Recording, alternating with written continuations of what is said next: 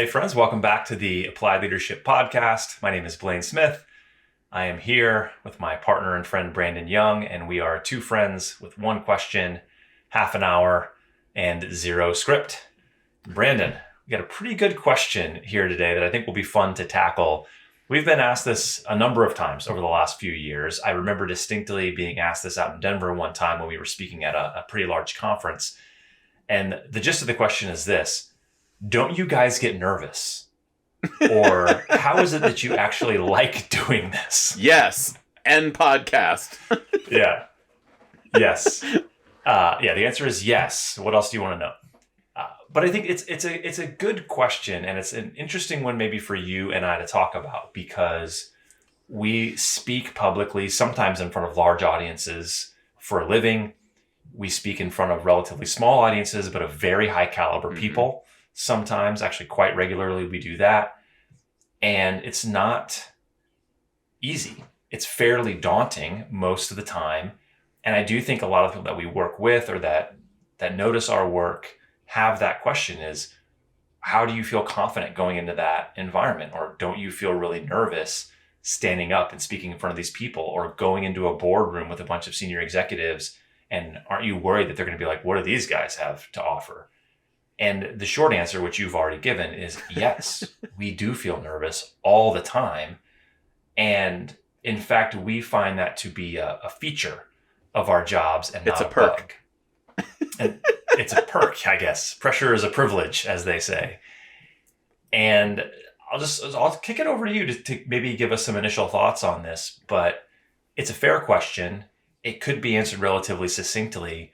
But I think there's a lot more there. And this is something you and I have thought and have talked about quite a lot as it relates to our business and the goals for our business. So what's the deal? Do we feel nervous? And if so, how do we overcome that? So yes, we do feel nervous. We feel nervous all the time. And one of the ways that we do overcome it is by constantly reminding each other that pressure is a privilege, that this is one of the perks of the job, that we want to be challenged. We want to feel that nervousness because it tells us a couple of things. It tells us how much we care. It tells us that we're alive. It tells us that we are pursuing something great instead of just kicking the can down the road or just biding our time, checking the boxes, whatever other expression that you want to use. And that's the first thing that we very commonly remind each other of, is that this is actually a privilege. And it is. What we get to do is such an incredible privilege. And you mentioned it in the preamble to the question.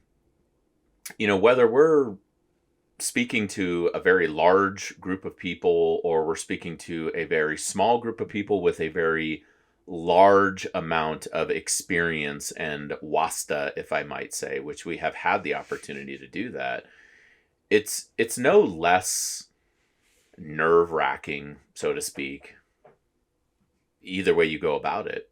I remember being we had the chance to serve one of our partners, and we were out in Tampa late last year. It was kind of one of the last gigs. And, I'm looking around the room here, and there are people who are 30 plus years experience in the industry that they are serving within. Very impressive leaders leading billion-dollar entities, right? And this is their second billion-dollar entity, that they have led.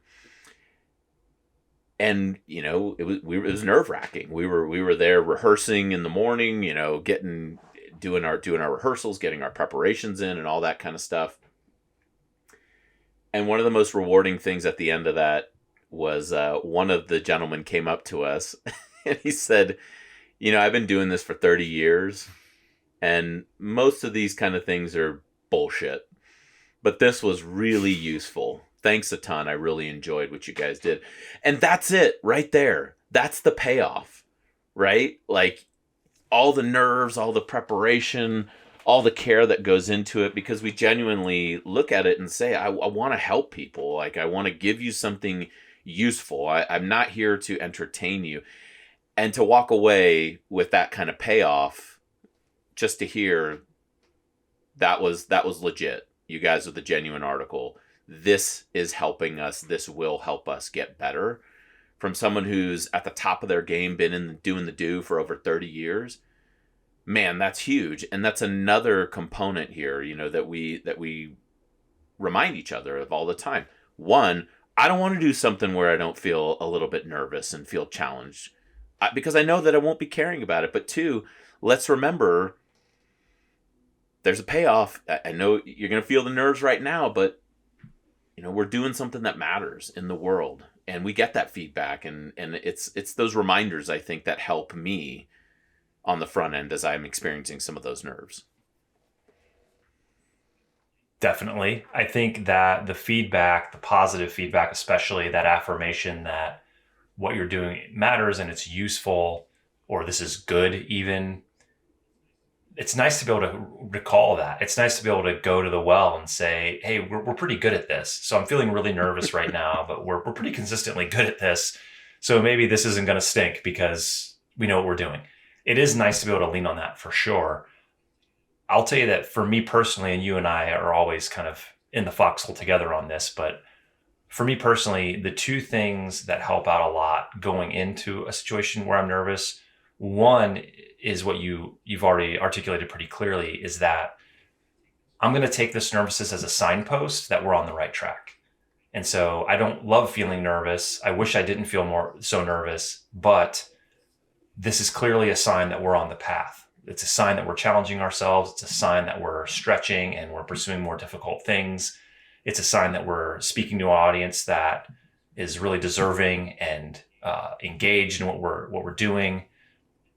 And so I need to make this a positive thing. I mean, we even stated it in our retreat at the beginning of 2023. One of our goals for the year was to continue to be nervous, just to pursue that nervousness. So if it's there, that means we're on the right path. So I take that as a positive, even if it doesn't feel great, and relieve the tension in the moment. But then the other thing that I always try to do is remind myself that we're here to serve these people, and we're not here to be liked or admired or any of those things. So any way that I can take the pressure, or not the pressure, if I can take the focus off of me and put it on the audience, it automatically dials down my nerves by 30 or 40%. I would say right there. It doesn't make them all go away, but it just calms me down enough to say, hey, my job here is not to walk off this stage or leave this conference room and have everyone in there think that guy's the man. That's the smartest, most articulate, most charismatic person I've ever met. That is not my job. My job is simply for that audience to walk away and feel like that was interesting. That was useful. I haven't quite thought about it that way. That's something I can take back to my team and get better. And if I make that the goal, is to say, hey, just tell the truth, provide something useful, speak about what you know about, give these folks something that's going to help them be a little bit better tomorrow. For the most part, I feel confident that I can do that because they've asked us to be there, right? They're going to pay us when we leave. We're there for a reason. And so all we really need to do is our job, which is to give them something that's useful that can help to make them better. And it's rare that I've walked into a situation where I didn't feel like I could do that. And so, do you hit a grand slam occasionally that feels amazing? We've had a few of those. It is awesome. It's rocket fuel when you come off the stage and you feel like, wow, we just crushed that. But by and large, it's okay for us to leave an engagement and feel like we were prepared. We gave them something that was useful, and they'll probably invite us back. For me, that's sort of the only thing that matters. And anyway, so that's my mindset shift. Those two things are where I go every single time. And there are some more granular techniques we can talk about if you want. But for me, shifting my mindset by remembering those two things is the biggest thing. Yeah, there's a lot in what you just said. I mean, one, shrink the world down to what you can control, right? Two, do your job. That classic, just do your job, focus on doing your job. The other thing that you reminded me of is actions during execution. And you and I talk about this a lot. And we actually had somebody ask us about this when we were in San Diego last week. And it's the winning over the crowd. How do you win over the crowd? How do you win over the person who is looking at you with arms folded, furrowed brow. And I remember we looked right back at that person and said, I don't. I don't try to win that person over. That's the kiss of death on the stage. Yeah, exactly. Don't do that. I'm not trying to win that person over. I'm actually looking for you. I'm looking for the sympathetic eye. I'm looking for the engaged person. I'm looking for the person who starts clapping when it's a surprise to me and everybody else, like it happened in San Diego last week. There was a moment in the presentation that we were doing in which we were talking, really about marking these, hilltop moments, right? These big moments, while understanding that we still then also have to, reorient and move out, right? And it was shocking because this clapping just started happening. I was like, oh yeah, that's cool. This is great. We're in this together. That's who I'm talking to. That's who I'm looking for out there in the crowd is the people with the engaged eyes, the sympathetic eyes. I'm looking for the smiles. I'm looking for the people that I know out there. I'm not looking to, push the river. I'm not looking to, I don't know what's going on inside everybody's head and whatnot. Like, I want you all here with us on this journey because we truly are here to serve you. But I'm not trying to, to transform you in the midst of this moment. And I think that would make me more nervous if I was constantly allowing somebody's affect to really kind of play into my mind and really, dominate my thinking. It would make me nervous. It would make me feel like, oh no, like, am I bombing up here? Yeah.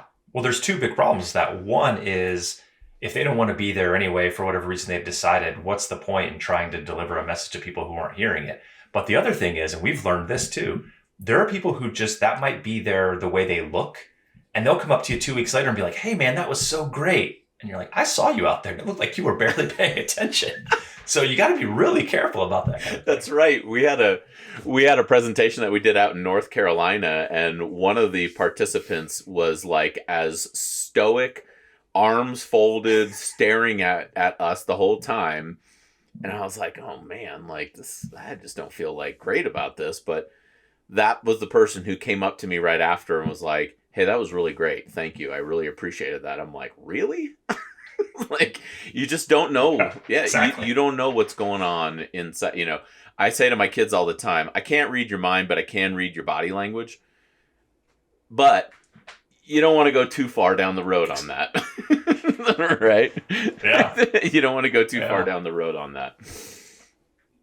Yeah. Well, you mentioned the word execution, which I think is really important here. And one of the things that I know we do to not feel overwhelmed, maybe we still feel nervous, but one way that we can manage that is just to be really prepared. And maybe that's stating the obvious, but I think it's actually worth stating here, is that we spend a lot of effort to ensure that we are prepared before we go into these rooms. And so it's very uncommon for us to walk into a situation where even if the stakes feel high, even if the crowd feels big, even if the audience is super impressive, it would be very rare that we would walk into one of those moments and not feel like we know what we're doing here. And you can't remind yourself that, hey, we're good at this and we know what we're doing if you actually aren't prepared and you don't actually know what you're doing. And so something that we make a serious practice of is preparing and rehearsing. And we were in Orlando at an engagement not that long ago, having dinner with a client. And I remember sharing with her that even if we've given the same presentation or worked through and taught the same module dozens of times, we always go through the script and refine it and make sure that it's really well suited for the audience. We always fine tune the slides and make sure they're ready to go. We always know what kind of warm up we're going to do, what kind of questions we're going to ask in a facilitated breakout conversation. We practice, we go over our lines, we make sure our transitions are smooth, even if we've done it a lot of times. And I don't know how other people do it, but I will tell you that I always feel much more confident going into a high pressure situation, knowing that we've done the work, we are prepared.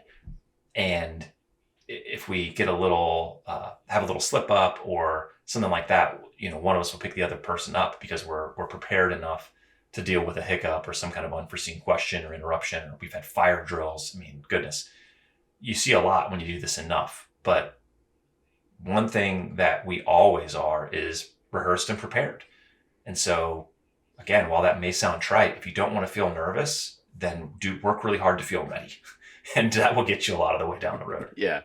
Rehearsals, rehearsals, rehearsals. I mean, we still even use some of the language that we picked up in the military, like, you want to do a rock drill on this, which, stands for rehearsal of key leaders. Like, yeah, let's do a rock drill. Let's just kind of walk through it.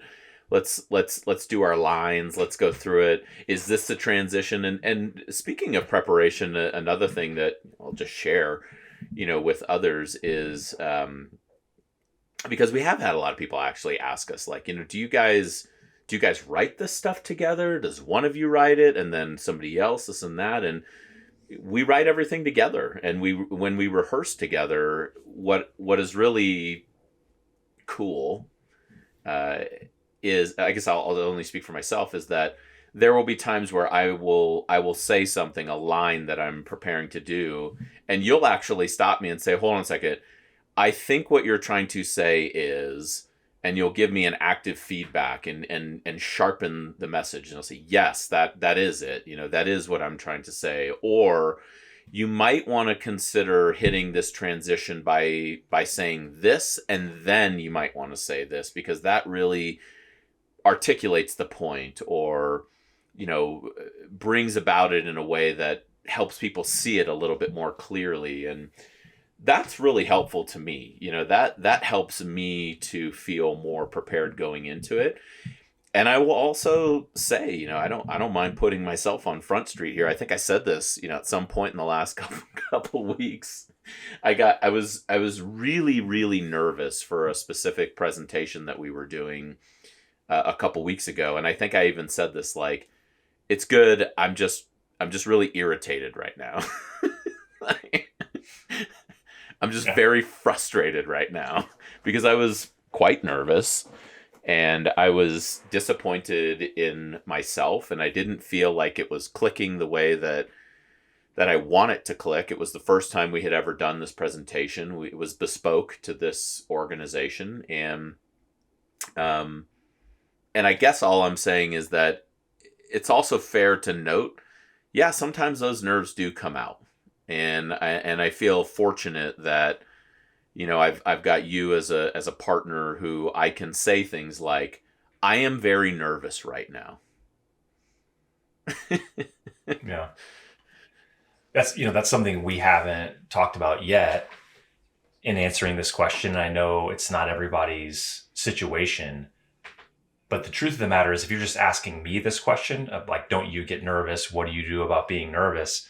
Is I do think having a partner makes it a massive difference. And so for me, before you and I joined forces and had applied leadership partners, I did consulting for a couple of years, and I would do the occasional half day, full day, 2-day workshop. And I enjoyed doing it and it was great, but it was pressure packed having to be the person on the podium for a day or two with an audience, because you don't really have much of a backstop. We say occasionally, like, hey, you can take a play off here and I'll carry it for a little while. And that's huge for me, because when we're kind of on the X and we're executing the presentation or the workshop or whatever we're doing, I know that if I stumble a bit or skip a slide or something, you're paying attention and you're going to pick me up. And by the way, you're going to do it in a way that doesn't make me look bad. You're going to make it seem as natural as possible. And I'm going to do the same for you. And when we're in preparation mode, it's the same thing. I'm going to give you some feedback that I think is going to make the presentation better, make you sharper, make you feel better about it. You're going to do the same thing for me. And so for one, I would say having a partner, even if it's not your official business partner, maybe it's just someone you can rehearse with or someone you can bounce ideas off of, having some sort of partner matters a lot. And ensuring that partner is the kind of person and you have the kind of relationship where you're going to make each other better and pick each other up is huge, because it is not that way in every environment. There are people who are afraid of making mistakes because they know the people around them might use the opportunity to point out their mistake. And that's no way to be. And so I think if you can find a partner that you trust, that is committed to making you better and making the whole better at every step along the way, that takes my nerves down quite a lot. Just knowing that, hey, we're going in there. I still feel a little nervous, but I'm confident that if I stub my toe, you're going to step in and pick me up, which happens probably much more frequently than our audiences are aware of. Yeah. Because we've done it enough times now, and we're so good at, I'm going to double click on what Brandon just said there, because this other point I really want to make, and I'll pass it off as like, hey, I just had this idea and I wanted to make another point, when really you may have missed making the point on the previous Totally. slide. That happens all the time between you and I, and that makes a huge difference, just knowing that there's a bit of a backstop there and we're looking out for one another. Yeah. And to make sure that the client gets what they deserve, that the client gets, what they've asked us to provide to them. And a lot goes into that stuff beforehand. I should also mention, I guess it's also part of the preparation phase. We spend a fair amount of time with our partners, with the leaders that are trying to help their team to really understand, like, what are we really trying to get after here? And that also brings my nerves down quite a bit, because, it feels a lot less like a performance, and it just feels more like a partnering, a collaboration, I just want to help you to bring this message to life for your team. And man, that makes me feel so happy. And in fact, you mentioned, like, there are times when you get off the stage, or, at the end of a workshop, and you really feel like you nailed it. It's also fair to say that there's times when you step off the stage and you don't feel like you nailed it. Like, sure. you feel like it was good, but I feel more relief than anything else. And I've definitely experienced that, where I just feel like, geez, like, this was such a nerve buildup. I'm happy that we were able to take this challenge on, and I feel very relieved that I'm stepping off the stage right now. In fact, I definitely happens sometimes. Yeah. I had that happen recently, where I felt more relief than anything else, and I felt so appreciative that the leaders that we were supporting actually approached us afterwards, and gave us the old crushed it, man, crushed it, like, that's exactly what we needed, thank you. And I was like, oh, thank goodness. Yeah, there's something really good in there that I want to point out, which is the nature of the relationship between us and the people we work with and work for. So people have probably picked up on the fact that we generally refer to our clients as partners. And that's because we want to have a relationship with everyone that we work with where we feel like we're on their team and we're just trying to give them what they need in order to achieve their goals. And that does bring down the nervousness quite a lot in a couple ways. One, we've already kind of hit on, which is we're not trying to be superstars here. We're just trying to give these people something they've asked for and that they need. And because we have a relationship with them and we've taken the time to really try to understand as clearly as we can what exactly it is they need, and we've crafted a message for them that's in service of that, we're not so nervous that we're just like, we've written an album worth of songs and we're going to go on stage and play them and we hope you like them. It's not like that at all. We're, in almost every case, we're giving you something that you've asked for specifically, and we're just trying to do our best to deliver it in a way that's going to land and be really useful for you. So the dynamic there makes a big difference. And the other side of that, kind of the psychological aspect of it, is it's easy when you're speaking publicly to feel like the audience is adversarial, like it's you versus the audience. But it is not that way. When we're really nervous speaking, it's because we have this, kind of imposter syndrome voice thing going on in our head that is telling us that everyone in the audience is looking at us through a very skeptical eye. And unless we're amazing, they're going to think we're crappy and they're going to go tell all their friends how bad we were. That's often what we think when we're really nervous, but that's almost never the case, right? People don't go to a comedy show, pay their $55 at the door and their 3-drink minimum to go watch a comic bomb. Almost nobody wants that. They're there sitting in their seat on a date because they want to laugh. They want you to do well. They want you to crush it. Nobody goes to a concert to see a band and hopes that the lead singer is going to forget the lines or the lead guitarist is going to miss a bunch of notes.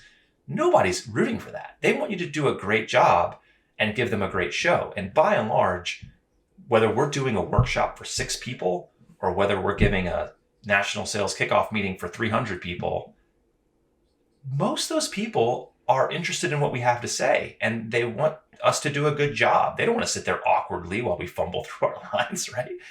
And so it's really important to remember, I say all that only to say, by and large, your audience is actually rooting for you, not against you. And I think keeping that in mind for me is so important. I said this to you a couple weeks ago when we were a little bit more nervous.